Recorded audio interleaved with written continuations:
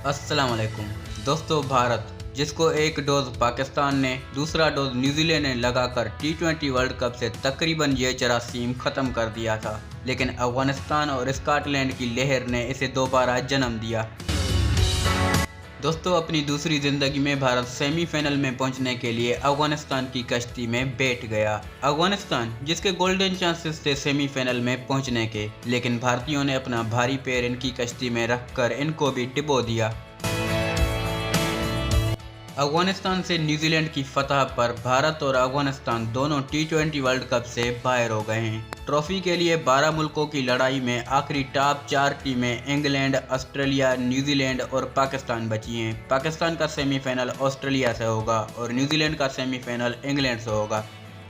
दोस्तों, इस चैनल पर हम फैक्ट और मालूमाती वीडियोस अपलोड करते रहते हैं, लेकिन ये क्रिकेट का सीज़न था, कुछ वीडियोस T20 वर्ल्ड कप के हवाले से अपलोड की। वीडियो को लाइक करें, चैनल को सब्सक्राइब करें। मिलते हैं अगली वीडियो में। अल्लाह हाफिज़।